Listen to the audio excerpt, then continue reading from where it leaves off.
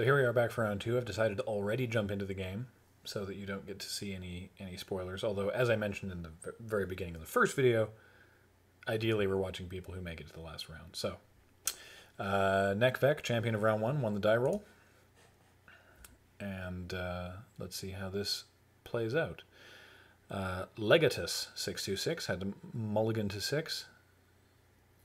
And, sorry, Legatus won the die roll. Pardon me, I can read. Mulligan to 6 and played land, greenside watcher in the face of Nekvek playing land. Swings in with the greenside watcher, passes the turn back. Nekvek hits his third land. Still no play. Burning Tree Emissary into nothing for Legatus. That's got to feel bad. A Flux Charger for Nekvek. This could be a very short game.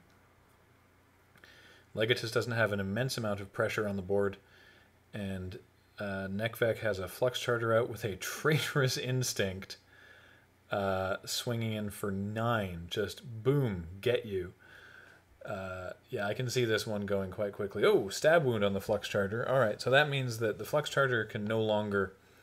Not only is it, so the Flux Charger not only is it now nugging Nekvek for 2 every round or every turn rather, but now the Flux Charger can no longer change its power and toughness. If it does, it will immediately die. But Nekvek probably wants that because he doesn't want to deal with the stab wound every turn. In red-blue, it's unlikely that he has any easy way to remove an enchantment, and so at his first opportunity, he will probably just switch the power and toughness so that the Flux Charger dies and the stab wound will stop dealing damage to him. So he's now down at 8 after that last turn, whereas I thought that Nek would definitely be in the driver's seat after the Flux Charger hit with practically no pressure coming his way from the other side of the table, but we'll have to see how this goes. Void Wielder. Ah, there we go. Save your own guy. See, that's the only way that red has no way of dealing with enchantments, really, and that's the only way that blue can really handle it is by just bouncing the creature back to his own hand. So Legatus has now spewed out a bunch of his hand now. He's only got 1 card left. He's got a Blood Scrivener here, which is if you would draw a card while you have no cards in hand, instead you draw 2 cards and lose 1 life, which may well work. As I said, he only has 1 card in hand. If he can play both of his spells next turn, he may be able to use the Blood Scrivener, but he may not want to do that. You know, he's at 11, which is higher than his opponent, but he knows his opponent has a Flux Charger coming down. Luckily, he does have a Towering Indrik, which will be able to trade with the Flux Charger unless Nekvek does something about it, which I kind of suspect he might. So let's take a look. Here comes the Flux Charger, and probably just passes the turn back. Now, Nek does have 5 cards in hand, so he's got a full grip of stuff to do. Death's Approach on the Flux Charger. Now, this is interesting. Death's Approach gives a creature -X, where X is the number of creature cards in its controller's graveyard, and Nek currently has no creatures in his graveyard. So that seemed like a odd play until you realized that by playing a land and playing Death's Approach, Legatus now has no cards in hand. So he is going to be able to get the card advantage drawing a second card next turn thanks to the Blood Scrivener. And, you know, if you're going to Death's Approach anything, it's probably going to be the Flux Charger.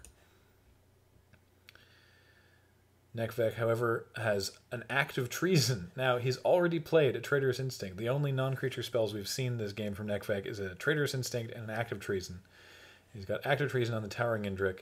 The Flux Charger is now a 5/1. And, in fact, he probably will not swing with the Towering Indrik, because if he does, Legatus can double block the Indrik, lose 1 of his guys, lose the Indrik as well, so lose 2 of his guys, but that will kill the Flux Charger by putting a... No, it won't, because that's his creature. I've just next leveled myself, ladies and gentlemen. That is... Yeah, no, he's just going to take 2 from the Flux Charger. He just has to take 7 here. Oh, he's not even attacking. Because, of course, when the Indrik dies, it goes into Legatus's bin and does not count towards the Death's Approach, so... I was thinking so far ahead of the game there that I was got myself confused. So Legatus is not able to play out his last card there, but it didn't matter because he was at 5. Nek played a Hands of Binding on the Croconaur. I don't know, that was an aggressive attack For Legatus to have attacked with the Towering Indrik like that, I think was very aggressive.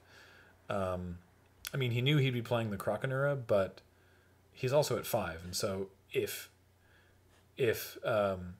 Nekvek with 5 cards in hand and 6 mana had any way to remove either of these creatures, then, you know, like if he had any way to remove the Krakenura, then he'd be dead, which is exactly what happened. Hands of Binding, tap it down, it's a spell, flip the Flux Charger, swing for 5, you're dead.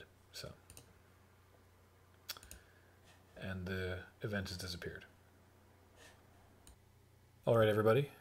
I hacked the planet and did some jiggery-pokery up in the back end of Magic Online on the client side, and I was able to find the replay for this game. Sadly, I don't believe I can get the replay for the last round, because I would need to know the specific game numbers for that, but at the very least, we get to watch the end of round 2. So, let's get into it.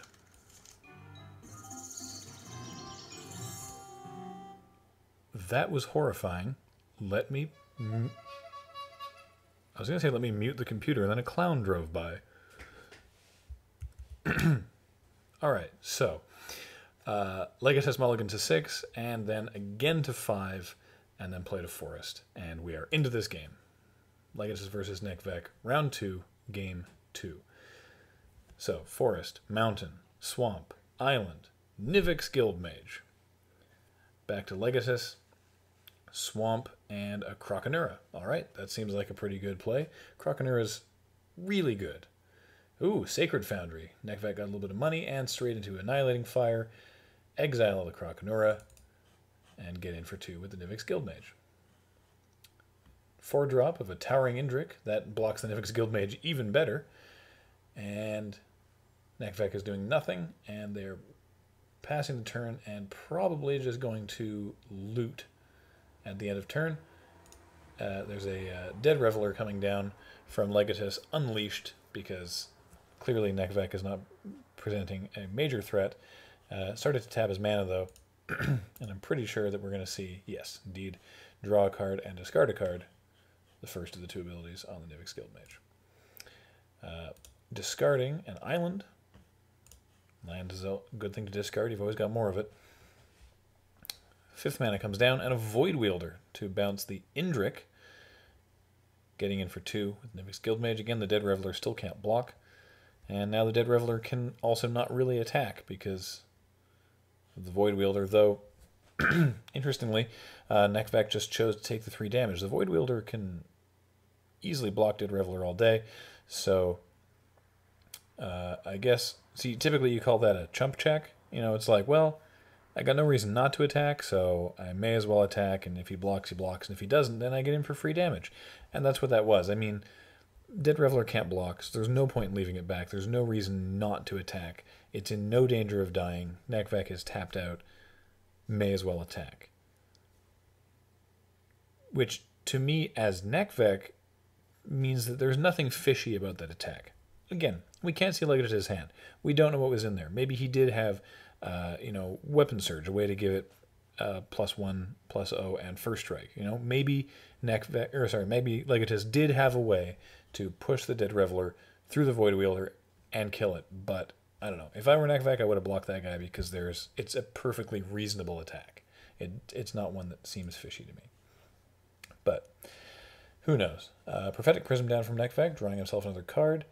And just passing the turn back. I suspect we will see another loot draw at the end of turn. Okay, this time he blocks, and no, indeed, there was no trick. So that was 3 needless damage in the previous turn. And Golgari Longlegs comes down, and Nekvek loots. Another land, and he's playing a Traitorous Instinct. We've seen that before. A Traitorous Instinct and a Hands of Binding on the Dead Reveler, and...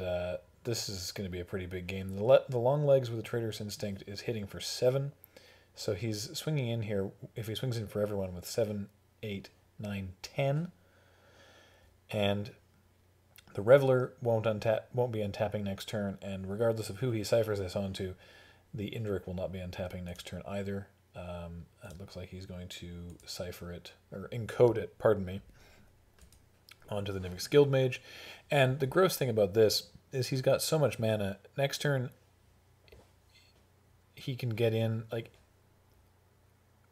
even if Legatus wasn't just dead next turn, the Cyclops can indeed copy, copying a deciphered spell. I'm fairly certain. I could be wrong. So only getting in for a measly 9. Hands of Binding the Indirect. Now the Long Legs does go back. And the Long Legs chooses to attack, which is interesting. Oh, and then casting, that's pretty big there. So what happened there was, because I should have stopped it there. Swung with the Long Legs, Nekvek blocked with the Void Wielder, which makes sense. I, of course, had completely forgotten that the Golgari Long Legs would go back to Legatus' end of turn. No wonder he didn't attack with the Void Wielder. He would have been taking 5 more damage that way. But then he cast, Legatus cast Blood, half of Flesh and Blood. Oh, that's neat when you're looking at them in the graveyard. Anyway, he cast Blood, which is like a one-sided fight. So it's the Long Legs, deals damage equal to its power to creature or player. So he dealt Blood to the Nivix Guildmage, killing both it and the Hands of Binding. And now he's playing a Dead Reveler and unleashing it. And why not? Because he's got absolutely no pressure here.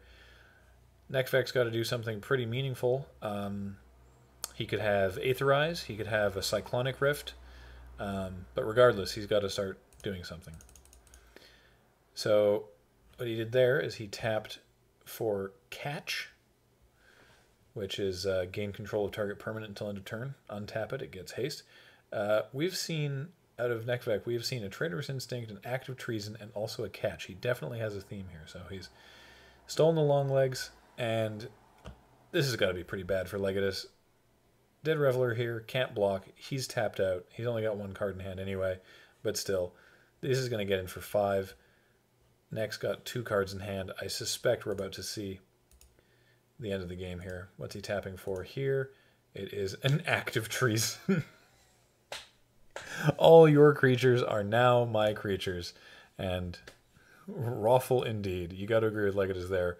That's the end of the game. So, unfortunately, I don't have any way to show you the finals, but now that I know the system for watching an entire event, not only can I watch events, but I can, in fact, get you to send me your entertaining games. So look for some information on that on the LRRMTG Twitter account, at LRRMTG. I'm excited about this. I'm looking forward to it. I think this will be a lot of fun. For your own interest, Nekvek went on to take down this whole 8-4, so he won the whole thing, and good for him with his Steal All Your Things deck. I love it. I think it's hilarious. So yeah, thank you for listening, and I will speak with you next time with more entertaining stuff. Thanks for watching.